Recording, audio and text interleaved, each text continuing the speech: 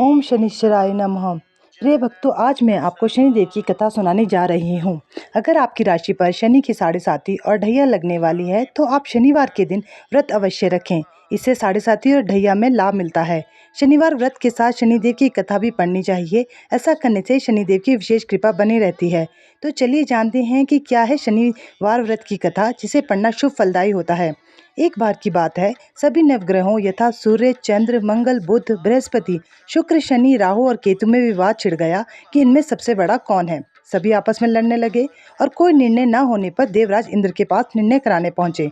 इंद्रदेव घबरा गए और उन्होंने निर्णय करने में अपनी असमर्थता जताई। परंतु उन्होंने कहा कि इस समय पृथ्वी पर राजा विक्रमादित्य हैं, जो कि अति न्यायप्रिय हैं। वे ही इसका निर्णय कर सकते हैं। सभी ग्रह एक साथ राजा विक्रमादित्य के पास पहुंचे और अपना विवाद बताया, साथ ही निर्णय करने के लिए कहा। राजा विक्रमादित्य इस समस्या से चिंतित थे, क्योंकि वे जानते थे जिस किसी को भी छोटा बताया वही क्रोधित हो उठेगा। तब राजा को एक उपाय सूझा। उन्होंने स्वर्ण, रजत, कांस्य, पीतल, सीसा, रांगा, जस्ता, अभ्रक और लोह से 9 सिंहासन बनवाए और उन्हें उसी क्रम से रख दिया। फिर उन सबसे निवेदन किया कि आप अपने अपने सिंहासन पर स्थान ग्रहण करें। जो भी अंतिम सिंहासन पर बैठेगा वही सबसे छोटा होगा। इसके अनुसार लोह सिंहासन सबसे बाद में होने के कारण शनिदेव सबसे बाद में बैठे तो वही सबसे छोटे कहलाए। शनिदेव को लगा कि राजा ने जानकर ऐसा किया और वह गुस्से में राजा से बोले, राजा, तू मुझे नहीं जानता। सूर्य एक राशि में 1 महीना, चंद्रमा 2 महीना 2 दिन, मंगल 1.5 महीना, बृहस्पति 13 महीने, वह बुध और शुक्र 1-1 महीने विचरण करते हैं। लेकिन मैं 2.5 से 7.5 साल तक रहता हूँ। बड़े बड़ों का मैंने विनाश किया है। श्री राम की साढ़े साती आई तो उन्हें वनवास हो गया। रावण की आई तो उसकी लंका को वानरों की सेना से हारना पड़ा। अब तुम सावधान रहना। ऐसा कहकर कुपित होते हुए शनिदेव वहां से चले गए। अन्य देवता खुशी खुशी चले गए। कुछ समय बाद राजा की साढ़े साती आई। तब शनिदेव घोड़ों के सौदागर बनकर वहां पर आए। उनके साथ कई बढ़िया घोड़े थे। राजा ने यह समाचार सुन अपने अश्वपाल को अच्छे घोड़े खरीदने की आज्ञा दी। उसने कई अच्छे घोड़े खरीदे। वह एक सर्वोत्तम घोड़े को राजा को सवारी हेतु दिया। राजा ज्यों ही उस घोड़े पर बैठा, वह घोड़ा सरपट वन की ओर भागा। भीषण वन में पहुंच वह अंतर्ध्यान हो गया। अब राजा भूखा प्यासा भटकता रहा। तब एक ग्वाले ने उसे पानी पिलाया। राजा ने प्रसन्न होकर उसे अपनी अंगूठी दी। वह अंगूठी देकर राजा नगर को चल दिया और वहां अपना नाम उज्जैन निवासी विका बताया। वहां एक सेठ की दुकान में उसने जल इत्यादि पिया और कुछ देर आराम किया। भाग्यवश उस दिन सेठ की खूब बिक्री हुई। सेठ उसे खाना इत्यादि कराते हुए खुश होकर अपने साथ घर ले गया। वहां उसने एक खूंटी पर देखा कि एक हार टंगा है, जिसे खूंटी निगल रही है। थोड़ी देर में पूरा हार गायब हो गया। तब सेठ के आने पर देखा कि हार गायब है। सेठ ने समझा कि वीका ने ही उसे चुराया है। उसने वीका को कोतवाल के पास पकड़वा दिया।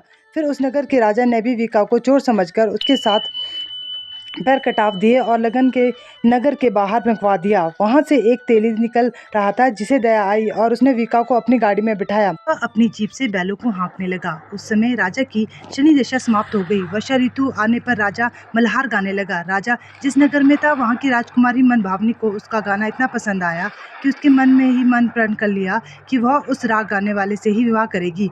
राजकुमारी ने दासी को राग गाने वाले को ढूंढने भेजा। दासी ने बताया कि वह एक चौरंगिया अपाहिज है, परंतु राजकुमारी ना मानी। अगले ही दिन से उठते ही वह अनशन पर बैठ गई कि विवाह करेगी तो उसी से ही करेगी। वह समझाने पर भी जब राजकुमारी नहीं मानी तो राजा ने उसे तेली को बुला भेजा और विवाह की तैयारी करने को कहा। फिर उसका विवाह राजकुमारी से हो गया। तब एक दिन सोते हुए स्वप्न में शनिदेव ने राजा से कहा, राजन, देखा तुमने मुझे छोटा बताकर कितना दुख झेला है। तब राजा ने उनसे क्षमा मांगी और प्रार्थना करते हुए कहा कि शनिदेव, जैसा दुख मुझे दिया है किसी और को ना देना। शनिदेव मान गए और कहा कि जो मेरी कथा और व्रत कहेगा उसे मेरी दशा में कोई दुख नहीं होगा। जो भी व्यक्ति रोज मेरा ध्यान करेगा और चींटियों को आटा डालेगा, उसकी सभी मनोकामनाएं पूर्ण होंगी। और शनिदेव ने राजा को हाथ पैर वापस कर दिए। प्रातः आंख खुलने पर राजकुमारी ने देखा कि वह आश्चर्यचकित हुआ। वीका ने उसे बताया कि वह उज्जैन का राजा विक्रमादित्य है। सभी अत्यंत प्रसन्न हुए। सेठ ने जब सुना तो वह राजा के पैरों पर गिरकर क्षमा मांगने लगा। राजा ने कहा कि वह तो शनिदेव का क्रोध था, इसमें किसी का कोई दोष नहीं है। सेठ ने फिर भी निवेदन किया कि मुझे शांति तब ही मिलेगी जब आप मेरे घर चलकर भोजन करेंगे। सेठ ने अपने घर नाना प्रकार के व्यंजनों से राजा का सत्कार किया। साथ ही सबने देखा कि जो खूंटी पर हार निगल गई थी वह अब उसे उगल रही थी। सेठ ने उनके अनेक मोहरे देकर राजा का किया। सेठ ने राजा से अपनी कन्या श्री कंवरी से विवाह करने का निवेदन किया। राजा ने सहर्ष स्वीकार कर लिया। कुछ समय बाद राजा अपने दोनों रानियों मनभावनी और श्री कंवरी को सभी उपहार सहित लेकर उज्जैन नगरी को चले। वहां राजा के राज्यवासियों ने सीमा पर खूब आदर सत्कार किया। सारे नगर में दीपमाला बनाई गई। राजा ने घोषणा की कि मैंने शनिदेव को सबसे छोटा बताया था, जबकि असल में वे ही सर्वोपरि हैं। तब से सारे राज्य में शनिदेव की पूजा और कथा नियमित होने लगी। सारी प्रजा खुशी और आनंद के साथ जीवन बिताने लगी।